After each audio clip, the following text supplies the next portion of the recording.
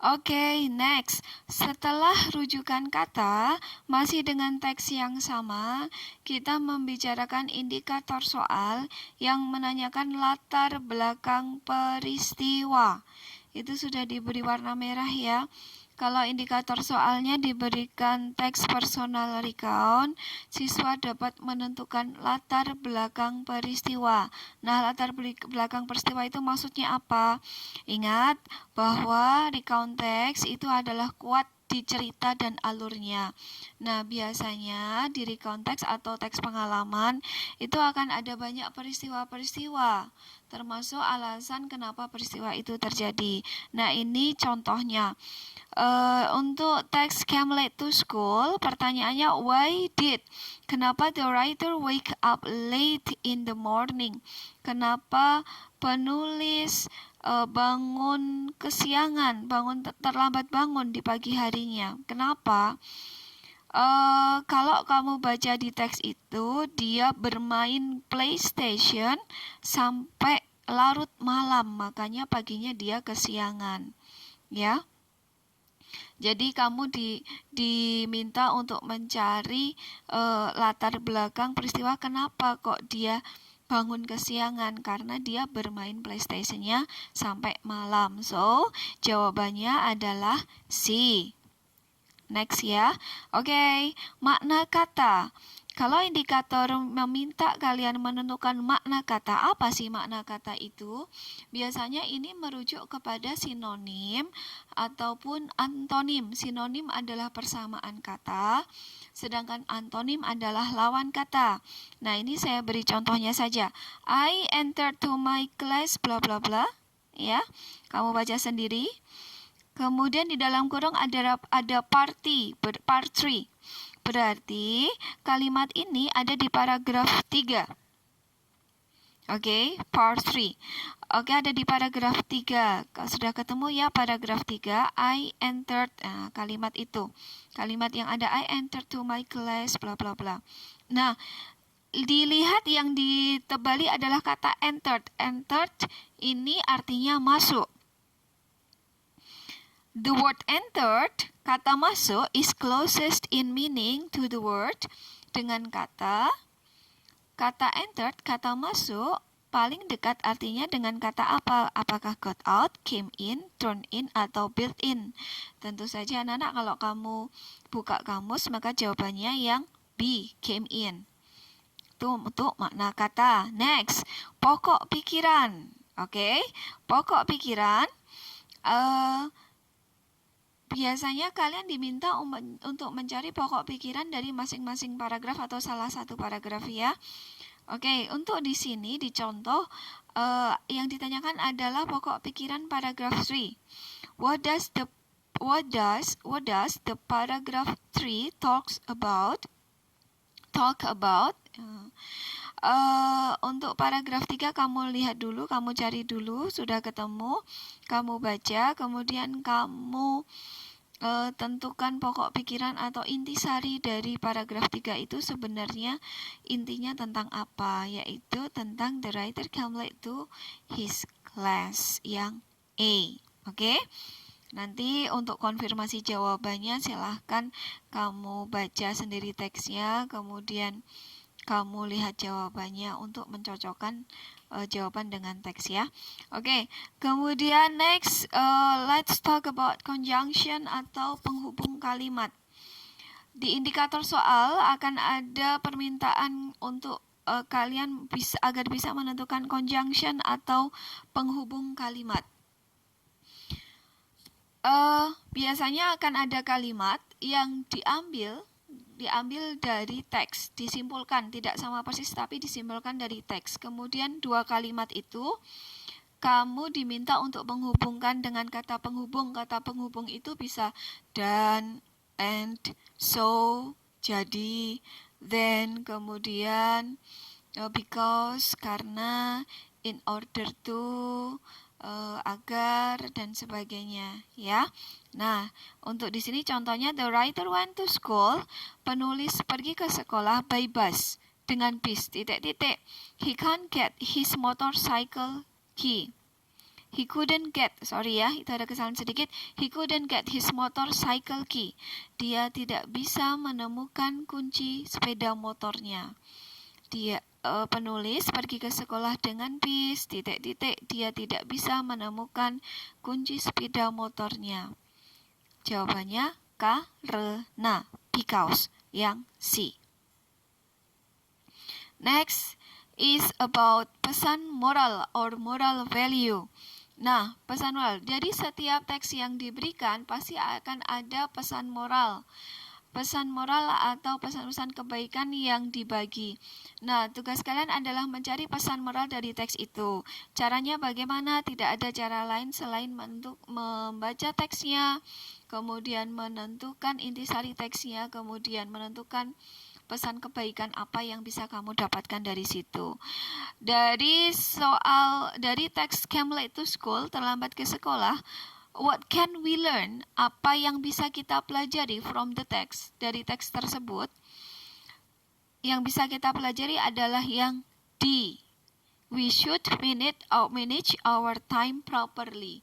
Kita harus mengatur waktu kita dengan baik. Ingat di teks ini intinya tentang penulis yang bermain game sampai larut malam, bahkan mungkin pagi, kemudian dia tidur kesiangan bangunnya, terlambat ke sekolah dan dimarahin gurunya, malu dengan teman-temannya dan sebagainya. Otomatis itu karena dia tidak bisa memanage waktu antara bermain dan beristirahat dan kewajibannya sebagai seorang siswa, ya. Next, karakter tokoh. Oke, ketika membicarakan karakter tokoh, berarti kita sangat dekat dengan sifat-sifat manusia. Malas, rajin, bodoh, pintar, baik hati, suka menolong, jujur, sabar, dan sebagainya. In English of course. Dalam bahasa Inggris tentunya ya. Nah, ini contohnya from the text. Dari teks we know that, kita tahu bahwa the writer, penulis adalah titik-titik person. Orang yang bagaimana sih? Ya, dari intisari cerita tadi kalian bisa menyimpulkan bahwa penulis adalah orang yang careless, yaitu yang ceroboh, gitu ya. Next, as I told you before, bahwa materi kita secara garis besar ada dua, yaitu teks recount atau teks pengalaman, yang kedua adalah lagu. Nah, sekarang kita masuk ke lagu. Lagu akan disajikan sebuah lirik, ya, sebuah lirik lagu, English song of course, ya. Kemudian kalian diminta untuk menentukan tema lagu itu. Ingat, lagu itu penuh dengan kata kiasan, seperti halnya puisi.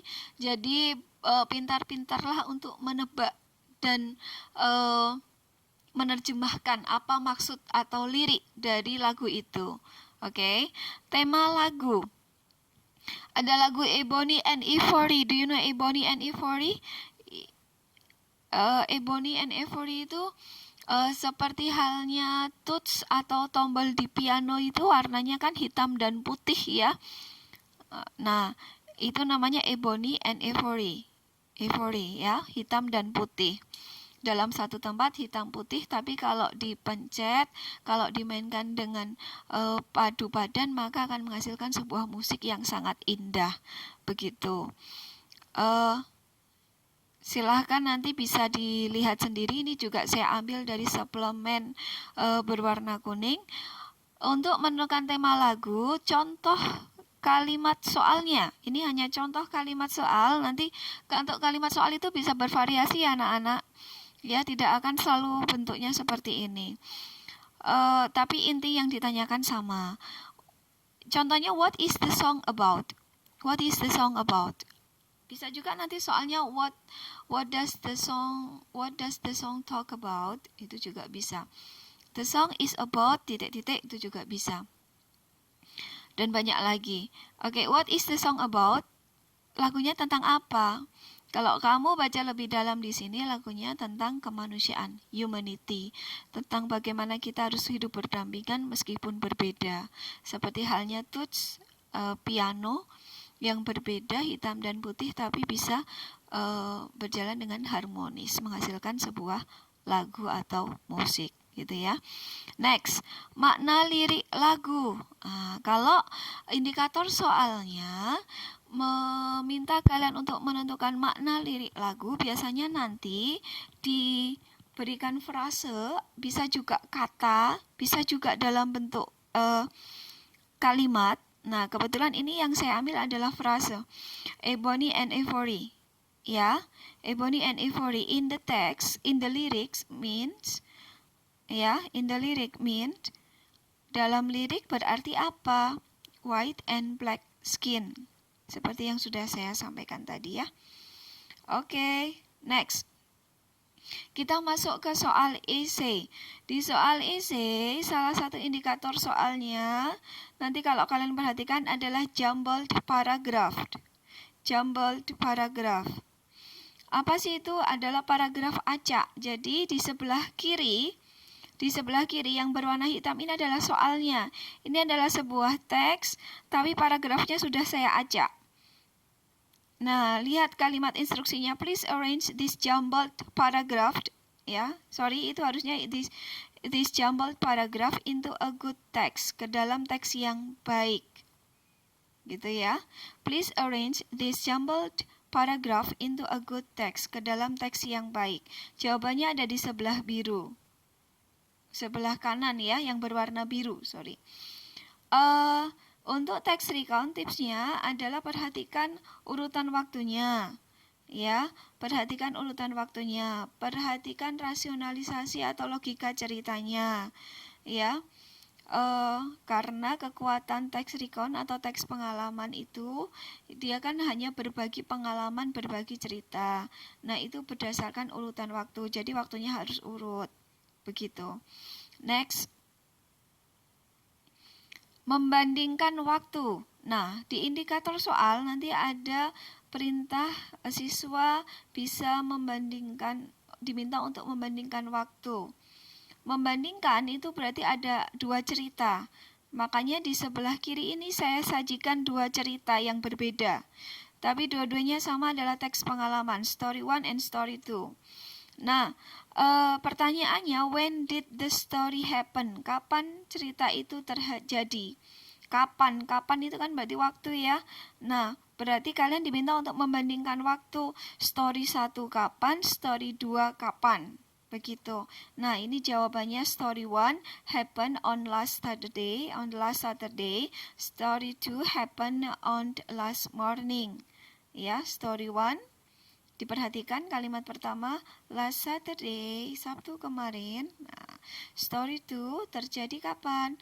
Last morning, minggu kemarin. Gitu. Pagi yang lalu. Gitu. Ya, oke, itu membandingkan waktu. Sekarang bagaimana kalau membandingkan rincian peristiwa? Sama, membandingkan ada dua cerita, hanya kita masuk ke rincian peristiwa yang lebih rinci atau lebih spesifik.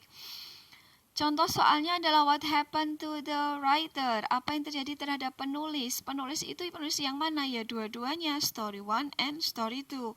Berarti jawabanmu juga harus dua-duanya, story 1. Penulisnya he could answer the question on the blackboard. Story 2. Cerita kedua, she couldn't move her motorcycle. Dia tidak bisa menjalankan atau menggerakkan sepeda motornya. Ya. Oke, ini semua teks contoh diambil dari suplemen berwarna kuning. Silakan nanti disimak, diulang baik-baik, di-pause untuk hal-hal yang kalian masih bingung, perlu perhatian khusus, sambil menyimak kisi-kisi pakti yang sudah diberikan oleh Bapak Ibu guru kalian. Oke, thank you so much for your attention, class. Terima kasih atas perhatiannya. Mohon maaf apabila menjelaskannya terlalu cepat karena kita dibatasi durasi waktu. For further information, for further questions, feel free to ask your teachers. Ya, kalau ada pertanyaan lebih lanjut silahkan tanya guru kalian masing-masing. Oke, good luck for your test. Tetap semangat, tetap jaga kesehatan. Thank you. Wassalamualaikum warahmatullahi wabarakatuh.